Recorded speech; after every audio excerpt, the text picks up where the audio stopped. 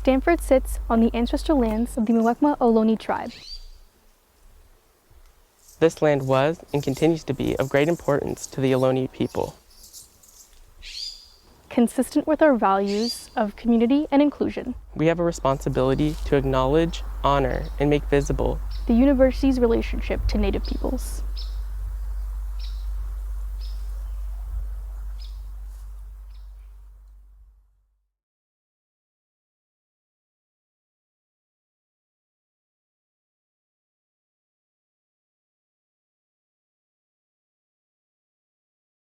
Hello, everybody. Welcome. Thank you so much for joining us this afternoon. I'm Matthew Tews, Associate Vice President for Campus Engagement at Stanford University, and I'm delighted to welcome you to this afternoon's Artist on the Future conversation featuring Amy Sherald and Calida Rawles. The idea for this series is that the arts present a different vantage point for observation, analysis, theorization, and really for understanding the world around us. Through the arts, we can gain insight into the changing human experience in all its dimensions, and artists can help us imagine alternative futures and new modes of being and doing. We believe that artists are catalysts that drive cultural change and that art truly has the power to change our world. This afternoon, we're looking forward to a great conversation with Amy Sherald and Calida Rawles. But first, before we get to that, I really want to thank the Stanford Arts staff for their work behind the scenes to make this event happen. And of course, the series would not be possible without the generosity of Komal, Shah, and Gaurav Garg. So to start, I'd like to invite Komal, an avid art collector, former tech executive, board member at SF MoMA, Stanford alum, and longtime supporter of the arts at Stanford, to introduce our speakers. Komal, over to you. Thank you, Matthew. Hi, everyone. Welcome to Artists on the Future. Just a few days ago, we were confronted with an immensely tragic incident in Uvalde, Texas, only 10 days after a mass shooting at a grocery store in Buffalo. And at this very moment, many women are about to be stripped of their basic right, the right to choose. Amongst these darkening skies of protests, tragedies, and loss of freedoms, I turn to art for wisdom and inspiration. Amanda Gorman, the brilliant poet, talks about protests as a promise in her poem, Fury and Faith. The point of protest isn't winning, it's holding fast to the promise of freedom. We create a future that is free, not flawless. We will be protected and served by a force that is honored and honest. This is more than protest, it's a promise. Today's invited artists, Amy Sherald and Calida Rawles, use art as activism. Their paintings focus on precious moments of joy and healing in protest of their subjects' daily experience of racism and the weight of our country's history of slavery. Ever since it was painted, Amy Sherald's iconic portrait of the former First Lady, Michelle Obama, has been a beacon of hope and possibility, not just for our young girls, but people around the world. However, while Amy was besotted with painting from an early age, her parents had a different career aspiration for her, medicine. Amy persevered in her convictions and took painting classes at Spelman College, eventually graduating from Clark Atlanta University in 1997. Her experiences as a Black woman growing up in the South infuses her paintings. Her portraits are notable for always celebrating her subjects with a considered application of color, their vibrancy highlighted in colorful clothing and bright settings, but their skin depicted in shades of gray. When I spoke with Amy, I learned of her sunny disposition and resilience. For instance, did you know that she hosted a wine and cheese party for friends and family while waiting to receive a heart transplant, after learning in 2019 that her heart was functioning at 5% capacity? She's clearly not faint of the heart. Last year, Amy was invited by Vanity Fair magazine to paint a portrait of Breonna Taylor, whose killing at the hands of the Louisville police galvanized national protests. Taking agency, Amy not only orchestrated for the work to stay in Louisville, Kentucky, but she also donated $1 million to the University of Louisville for scholarships to support students pursuing social justice and public service. Here is an artist that not only paints with empathy, but she's out to make a difference in the world today as a community leader. Calida Rawles met Amy at Spelman College in a drawing class. Both were drawn to each other in their common language of shared histories and aspirations for freedom and visibility for all. Calida Rawles makes photorealistic paintings of subjects submerged in rippling water. Now, water is loaded with histories of enslaved Africans crossing the Middle Passage, yet Calida's paintings exude a sense of calm and spirituality.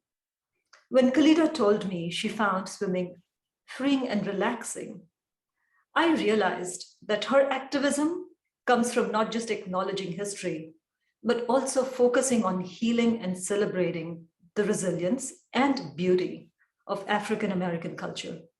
I'm excited to see how today's conversation between Amy, Calida, and Matthew will shine a light on our collective future. Over to you, Matthew. Thank you so much, Komal. And Amy and Calida, thank you so much for being with us this afternoon. So maybe we'll start with just a few introductions, and maybe we can start with you sharing how you first met and what your relationship has been since then, and why you were interested in being in conversation with each other. Amy, we'll start with you. Well, Calida, as Komal said, Calida and I met in drawing class. And I was drawn to her more because I felt like when I looked at her, I was looking at a sister. We had the same hair color, and so we were like almost the same height. And I think I'm more of an introvert, so I don't make a lot of friends. I left Spelman with maybe 3 or 4 friends, and Calida was one of them. So she was just really easy to talk to, and we had a lot in common, and it was a fast friendship. Calida, does that resonate? Oh, for sure. I remember when around the first times I met Amy, she was like a warrior. She looked so strong and powerful, and I was like, that energy, I was like, I want to be her friend. So it was really, and yes, like we probably said, like if we would be on the same island, the coloring and all of that kind of thing, it seemed like, yeah, we could have been cousins or pretended. And then she wanted to paint as much as I did. So like, we would, the building that we painted in would close down at a certain time, and Calida and I would go into the women's restroom and close the bathroom door and stand on the toilets so that we could be there after hours, and we would paint until like 12, 1, 2 o'clock in the morning. So you were sneaking in after the building had closed? We never left. We had to stay. Yeah, we had to stay in the bathroom until they finished doing whatever they did. On security checks. We would stand on the toilets because they would check the bathroom, make sure no one was there. So they look for the feet, and we'd stand and then jump out and then go back and paint. It was like our Komal mentioned perseverance. That is intense. That's real commitment. Yeah, I think we both painted with our headphones on. It was just like the energy of someone else painting near you, and we would just stay up and like kind of like we could keep ourselves going, and you wouldn't be alone, even though the painting experience is being alone in a way. Yeah. It's not like a shared experience, but it did feel like a shared energy that we could just like, we both wanted to keep going and finish and play music and talk in between or take snacks or breaks and then go back. And it was really great. We were alone together, as they say. Yeah, we were. And both of you work so much in portraits and in figurative paintings. And I wonder if you've talked about what makes that form the best choice for your voice and for the work that you want to do. I don't know. I asked you that before, Calida. Why do you work figuratively? I don't know. I think seeing myself or seeing a representation of my people in a way I haven't seen before. I wanted more representation of us with strong and resilient, and I don't know, I think there was limited images out there in my head when I first began. I wanted more of them. Mhm. Amy, what about you?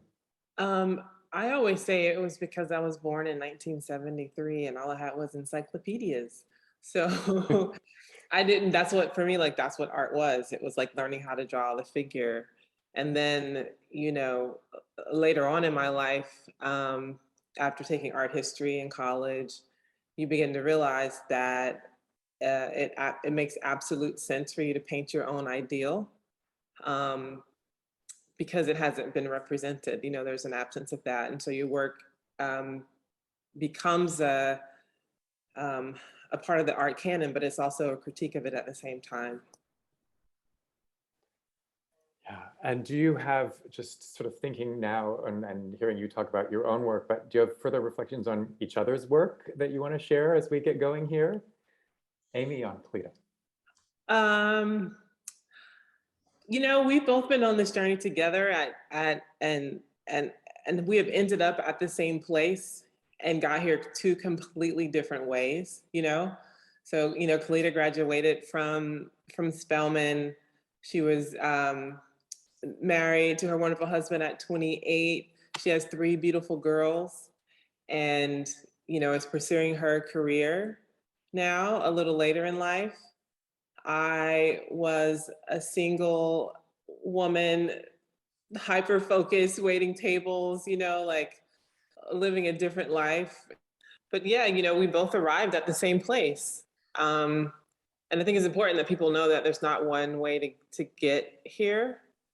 I'm 48 and now I'm pursuing a family, and so I'll be an older parent. But we both stayed focused on our goals and didn't allow life to get in the way of that.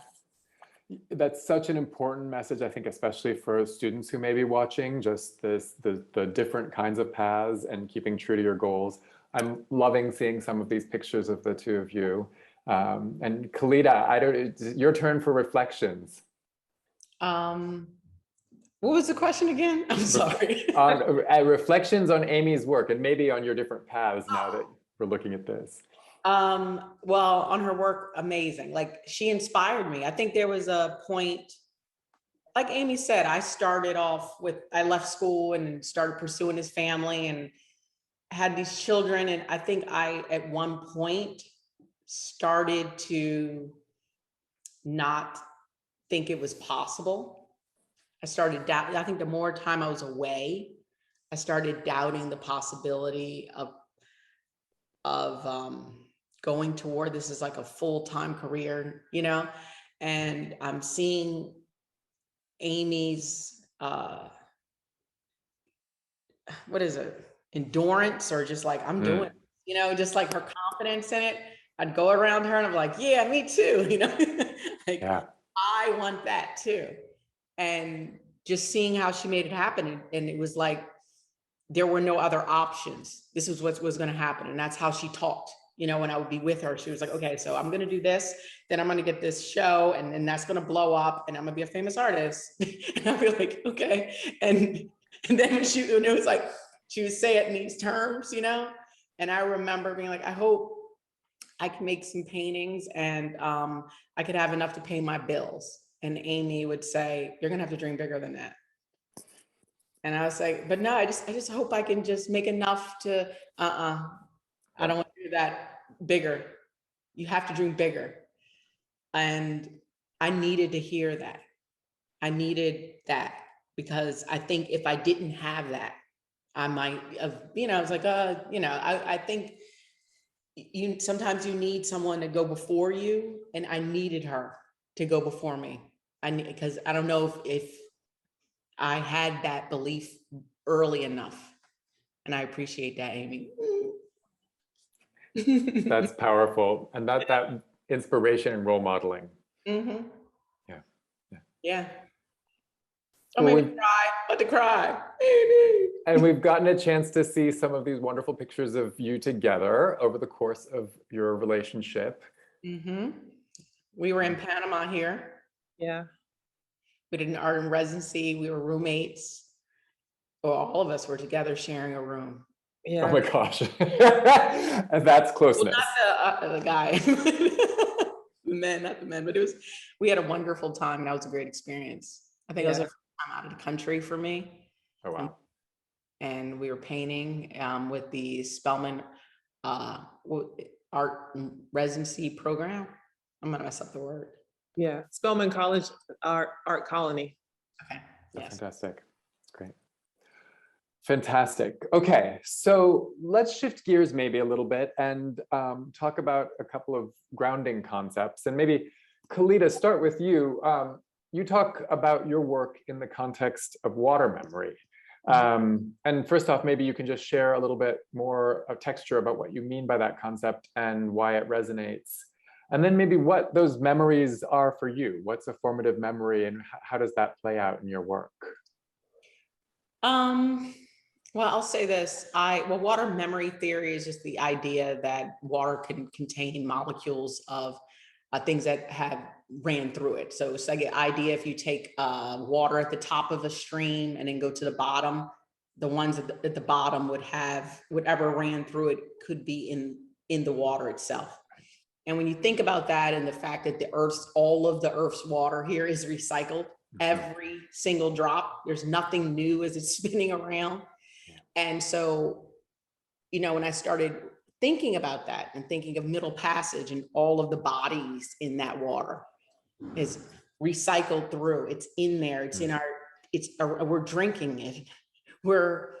It's all, it doesn't go anywhere. We're recycling it and that memory is in the molecules of the water. And then thinking of our history with water as Black people, water itself was used in we were excluded from it with access. It was, there's the graphic pictures of us being hosed by it. It was abused, our bodies being abused by it. And then, we have the highest drowning rates, not because we physically can't swim, and we just don't have access to it to learn to swim. People didn't have pools in their backyard, as commonly, so wasn't the thing of leisure. I thought a lot of my father, who was raised, a lot of his family is on the Maryland Eastern Shore, and he was so close to the beach, but they would never go because of the laws that they could only swim there on Thursdays. And so the neighborhood and the people there was like, we're not allowed there. It kind of kept it away, and they were so close to the beach, but they wouldn't step on it and see the water. It's so beautiful. And that's something for me. I love going to the beach. I love seeing it. And it was just so sad that didn't have access to us as, I don't know. And water is just a natural resource that we should all have access to.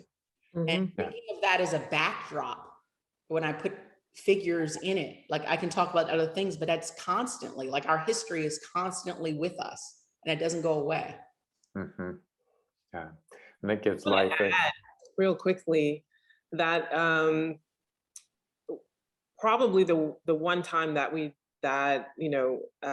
they did experience water was through baptism. I think that was something that my mom is 85, she doesn't know how to swim, and she doesn't know how to swim for practically the same reasons as Kalida's father, but she was baptized in water, and that is something that a lot of people do in the Black community, so it was important. I think that part of it is important to mention. That is true. Yeah, and I did a dream for my Lilith. Those pieces, they were all in the white, and I was thinking a lot about baptism with them in the white, that purification. So yes, I'm glad you made that point. It's true. And so in the work, and this is in the work both of you do, there's a quality that's oftentimes sort of otherworldly or abstract, even while you've got the specific people and environments, and some of it relates to some of these other dimensions that you've just both been talking about. And maybe just kind of more generally, how do you think about space and place and world building when you're painting? Amy, let's start with you. My painting career, it started with world building. It started with, these made up narratives of alien women and with external spinal cords. It was like very science fiction. But, fast forward 15 years or so, and, I'm producing these figures that are just sitting in this space, and it's it's color. They're surrounded by color. Because after a while, I realized that I really wasn't concerned with the backgrounds. Like I really wasn't concerned with like where they were, their place, what century, what year. I really wanted it to be solely about the figure and this conversation that that portraits and portraiture allows one to have with the viewer. Mm-hmm. And I wanted them to be present in these, in these paintings, like they're there for a reason. And there's a, kind of soft confrontation. And, I like the work to be hung a little lower for that reason, so there can be more eye contact. But yeah, that for me is the place and the space. The space is color, the place is any given point in time. Yeah, great. Calida, anything to add from your perspective? I don't know. Since a lot of it is water, sometimes it's much more like in my painting, let's say North and Penn, it was very important to have the water be very volatile, because I was thinking about North and Penn in Baltimore for Freddie Gray. Mm-hmm. So I'll use, the way that the variations that water can look like to almost set a mood and make a place or an energy. At the same time, I try to keep the figure always feeling calm and in control. I think that's very important. To show us, even though it's a powerful force and element, just like life is, you can persevere, you can overcome. And I want to show that, to feel like, there's comfort, even in tumultuous times, that, this wave will pass. I'm corny, but you know what I mean? You just gotta just relax and float and try to, keep going and find beauty in these moments. Well, I wanted to get on to that, because you talk about comfort and beauty and sort of joy and freedom in connection with the water in particular, and also in connection with the work and the figure. And of course, you're also really deeply engaged in the complexities of the water trope and of other pieces of the context that you're presenting. But I'm interested in hearing from you both about your own experience of free time, freedom, joy. Where do you find that outside of painting, or maybe only in painting? So Calida, let's start with you, since you raised it. Well, I do like to go to the beach. When I'm there, I don't live that many miles from it. It's like a moment where I feel so small, and I like feeling like that. When I see everything I'm feeling is like the world is so much bigger than just me. Or if I'm out, sometimes for the last couple of years, I go to the desert for my birthday. And when I'm out there, I feel the same thing. It's like the opposite of water. I go to like the hottest, no water anywhere. But when I'm in certain landscapes, natural landscapes, where I'm looking at the stars, or places that I realize there's so many people, there's so much out there. And something about that, I don't know if I'm articulating it well, but I do feel a sense of my issues are just one small in the huge space, and that somehow gives me comfort. And there's that recalibration of scale when you really have a completely different perspective on your place in the universe. Yes, instead of my house, you know? Or then there's also relaxing when I just want to go and binge watch something on TV and I was like, everyone leave me alone. There's another thing. What are you binge watching these days? It's not really good. I've been going on a Handmaid's Tale. I think it's not really relaxing. Oh, that is not relaxing. It's horrible. It's like, I don't know why I'm hurting myself every night, but it's so good. Fair. That's a stressful show. It is stressful. It's just not relaxing. I don't know. I'm gonna do something. I look at Foundation too. I thought it was great. Amy, what about you? Binge watching and then joy and comfort. I'm binge watching Bridgerton and This Is Us right now. And freedom, I think specifically, I've come to realize in the 4 decades that I've been here that it's absolutely the beach. I remember after my last big show, you know, I like to do something because I'm usually working 7 days a week the last month before the show. And I decided I was going to go to this spa retreat and eat vegetarian food and get massages. And, you know, it was like a whole thing. And I got there and I just couldn't relax. 'Cause I need to relax my mind, and my mind only relaxes when I'm at the beach or, like, you know, in nature somewhere, like mountains, or it has to be something like that. Like, you know, Calida stated that allows me to put myself into perspective and into context in a different way. The second thing is when I'm dancing, because that's the only time that I can come out of my head into my body, right? And like specifically salsa, Right. like my thing. So when I'm dancing, I feel free because I am present in myself in a completely different way that I could never be on a day-to-day basis. Are you dancing? Are you dancing in community or are you dancing alone? I'm dancing with my partner in our living room. He's actually a pretty good salsa dancer, so we, you know, we like to cook and dance. That's awesome. That's so sweet. I didn't know you salsa dance. I didn't even know. Look at what I'm learning. I'm That not is, professional at all, but I'm terrible. I love it.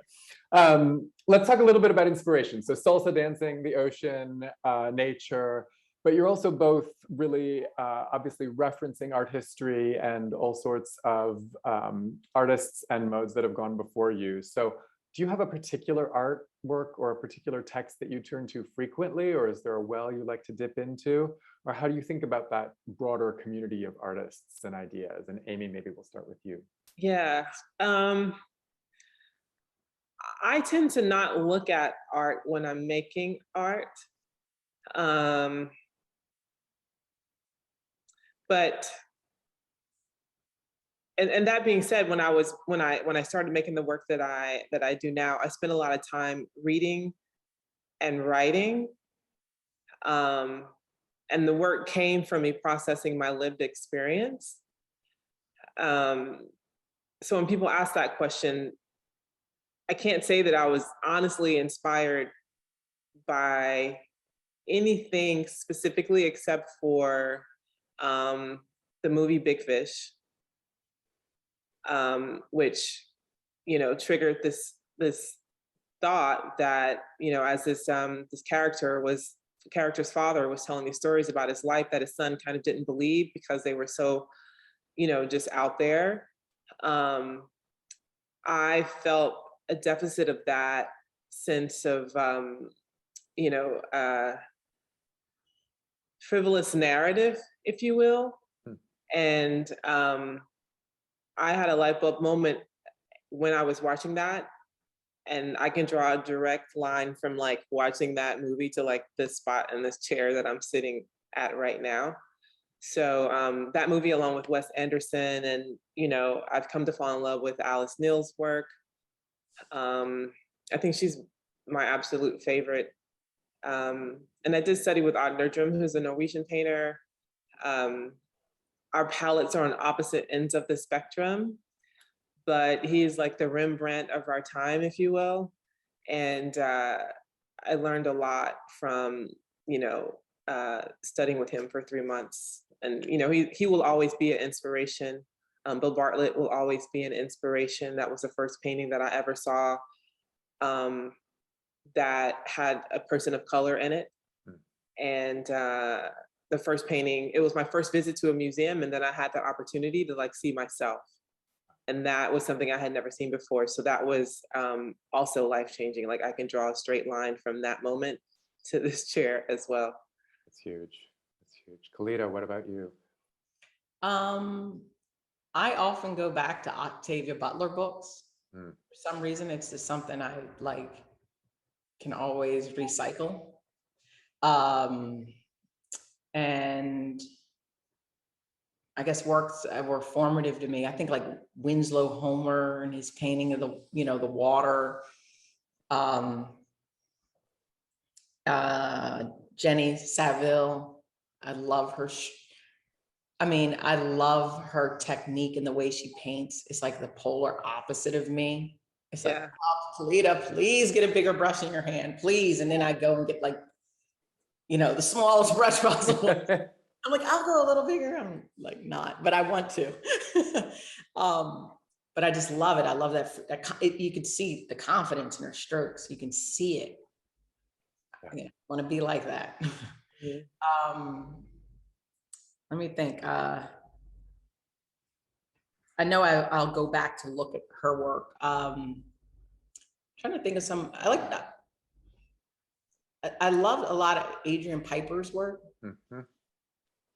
I just amazed at like what, you know, her range and what she was saying, and you know, the strength in all of it.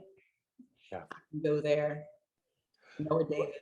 I don't know. I'll grab So, some. so turn it around a little bit. What would you like people to take away from your work? What is the kind of legacy that you feel like you'd like to leave through your work?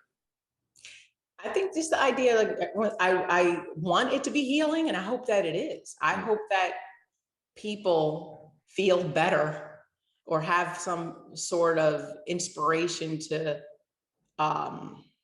believe we can make it through this and feel agency in any place. It doesn't have to be water, but just like we belong everywhere. We are, you know, or just like the strength, just some feel empowered. I hope people can look at the work and that generates inside of them. Mm-hmm. Mm-hmm. Amy, what about you? And certainly we have a very local interest because your portrait of Michelle Obama is coming to the De Young here as part of the Obama Portraits Tour. And that's obviously a painting that has an enormous resonance already. And so 2 parts, how are you thinking about what you want people to take away? And then what should the Bay Area be thinking about that portrait? How's it feeling for you 4 years on? You know, it's great that the portrait is traveling and that people are being given the opportunity to experience and to share in, you know, the moment of Barack Obama and Michelle Obama, and that kind of like stopping point in history where things shifted for a moment. But I think, you know, when Michelle was speaking at the unveiling and she spoke about what it would mean for, you know, for children to be able to see their image. I think that's what's most important, is just for it to have some kind of impact, for it to be the inspiration that I didn't feel like I had, you know, the connection to imagery that I didn't come into until I found photography, until I found Deborah Willis's book, The History of the Black Female Body. And in that book, I was able to see a woman named Delia who shared my profile, like the same chin and many different things. And so I think that's what's most important, is, you know, for it to take up space, for it to specifically take up space on museum walls, for to be recognized as a Black female American painter. I think it's also very important. I don't take for granted the privilege of what I do, and that, you know, my mother, who was born in 1935 in Mobile, Alabama, who was also a painter, never thought it to be possible to do what I'm doing right now. And it's because there was nobody doing that at that time. And I think that's what, you know, Calida and I both can effectuate is the opportunity for reflection, the opportunity for representation, and you know, the opportunity to create an American art history, add to the American canon in the way that it hasn't been added to before. And on that topic, we obviously have seen enormous amounts of energy and attention and movement. I mean, partly the pandemic and the disruption that has brought, and partly the incredible movements and real push to underscore the precarity, inequity, and institutionalized racism in the art world. I wonder if you have thoughts about how artists and culture makers can be better supported in order to be able to have that kind of legacy and that kind of impact more broadly even than they are today. I think it really, at least for me, I can only speak for myself, but I think, you know, I think it really comes down to financial support and opportunity.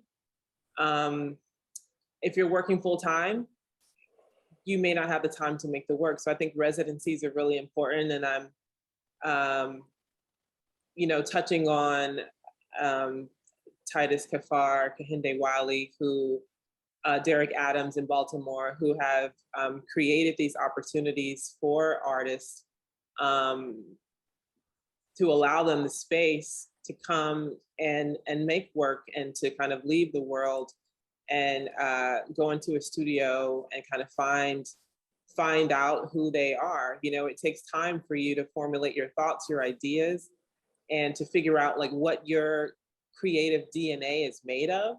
We all create things differently. And it's difficult to find that, to connect with that, and then turn it into a practice when you don't have time to do that. So I think financial support, that's what got me also like here, is that when I needed money, you know, people like Grace Hardigan, who was the director of my program, she made it happen for me, whether it was $500 for me to go to Panama to make environmental sculptures, or the opportunity to study with Art Nurjum, where she, you know, reached out to a grant institution, and they gave me an emergency artist fund so that I could buy my plane ticket and have food and some money while I was over there, because I didn't have the money to go, but the opportunity was there. So I think that's really, really important. Yeah, thank you. Calida, any thoughts, further thoughts from your perspective? Those are all great points and true. I guess if I was to add on that, would be like more contemporary art classes. I feel like when I was in school, all I heard was, you know, Picasso or turn of the century art. It was always like this art history. It goes so far away from contemporary topics or images of people, or a range of multicultural images. Yeah. And I think if in schools we had more classes that dealt with contemporary art, that are dealing with these issues that some of the that reflected the various races and cultures that are there, they could see themselves as a possibility of adding to that. You know, sometimes some people haven't, you know, don't feel comfortable or think that a museum is a place for them. Yeah. And we need to change that. Yeah. Yeah. Thank you. Let's close this portion of our conversation on a big picture question, then we'll turn to a couple of questions that have been submitted in advance by the audience. So the big picture question is just this: how would you describe the future that you'd like to see? And what would you say to students who want to make a difference, whether that's through art or some other means? And Calida, let's just follow on what you just said there. Oh no. Okay, wait. Ask me one more time. You said, what would I like? Keep going. What, describe the future you want to see, and what would you say to students who want to make a difference and make some progress towards that future? You can do it. No, I guess That's great advice. Going. Okay. We need all the voices we can. We need more voices, and your voice is important. I think a lot of people don't know that. The diversity of different experiences only enriches everyone. I feel like, yeah, it took me, like I said before, time to believe that it was possible. And I think having,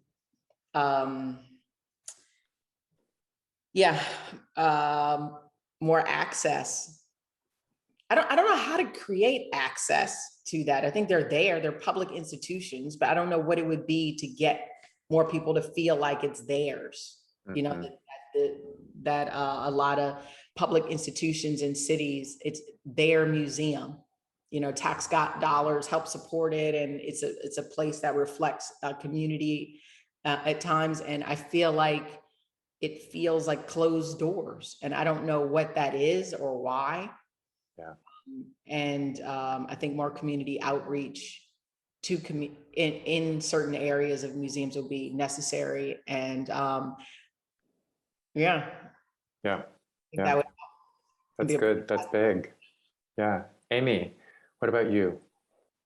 You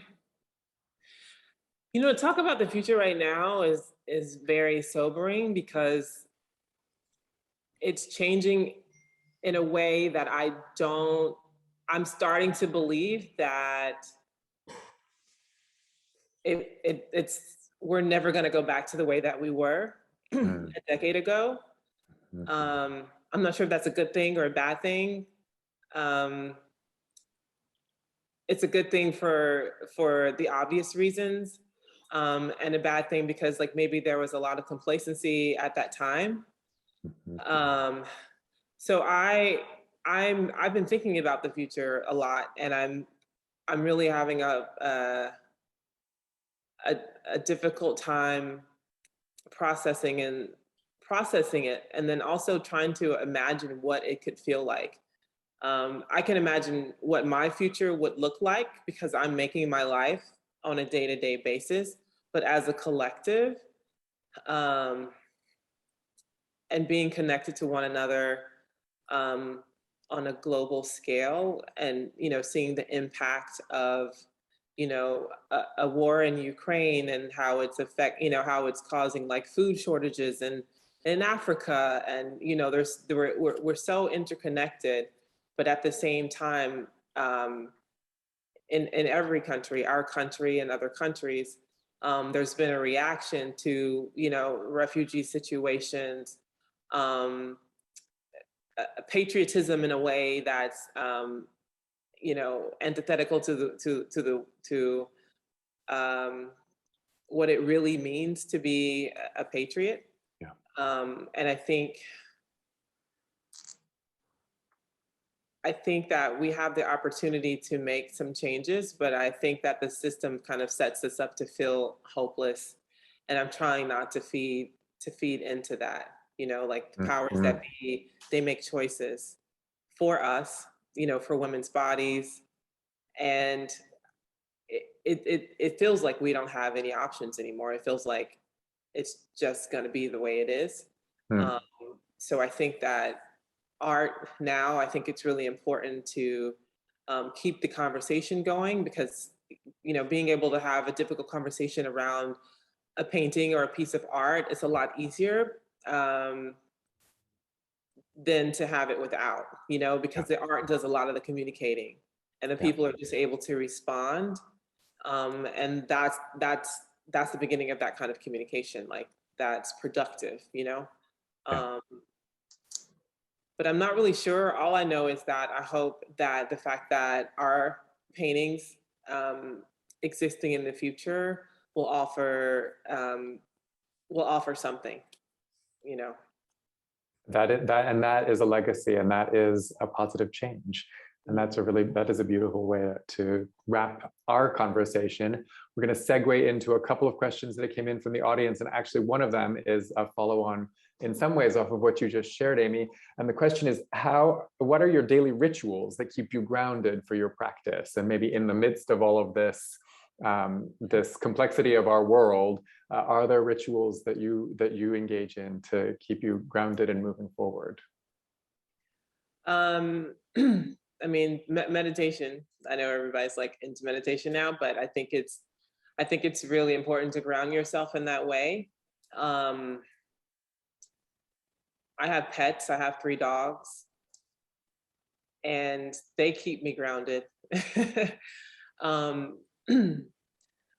Working out, and then just for me, finding 20 minutes to read something every day. And I think right now poetry is really, feeding me in a way that is replenishing when I, finish watching the news or, reading the news. I can go back to that to replenish what was depleted. Thank you. Calida, what about you? I think every morning, my husband and I get up and drink a cup of coffee just to start, just the 2 of us before the kids come out.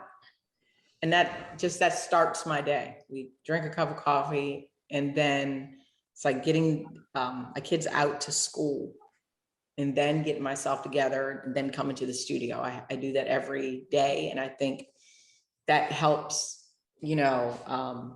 me create like a very steady schedule. And I think I need that. It really helps me. My children definitely keep me grounded since I'm corny and all this other stuff. They're like, Mom, they just, slap me down. So it's good. And I don't know, definitely exercising. I can feel when I'm not exercising, my body making myself, move, since I sit for many hours, and then I end up, so I have to make myself move, or just make me try to go work out a couple times a week. That's very important for me. Yeah.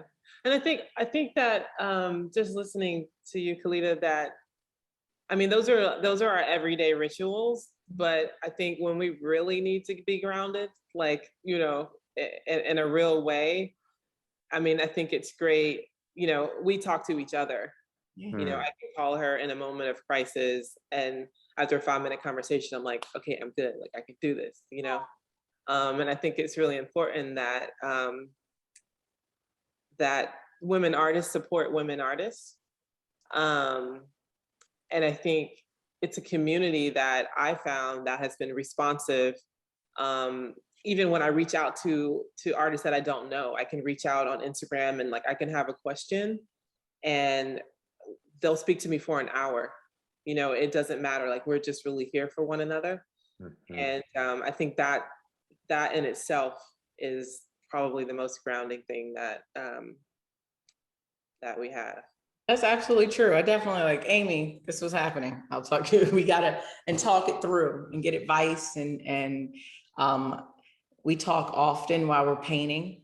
I have my headset in, and we can talk about life, the everyday, and having that is very important. That's great. And maybe a great segue to, let's make this the final question, again from the audience. As you connote Black art and healing as a futurative practice, what does all of the prior excellence in Black art, from music to plastic arts, represent to you? And Calida, maybe we'll start with you. I hope I'm included in there, right? I mean, Black excellence is a term that I hear.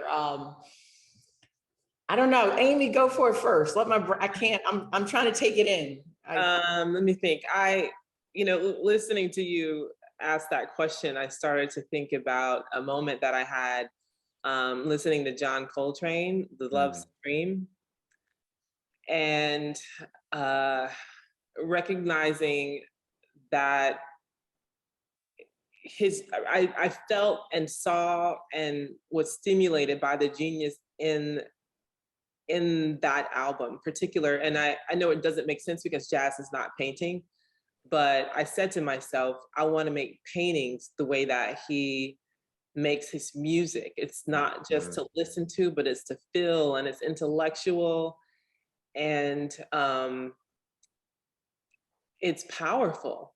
Like it's next level, it's out of body.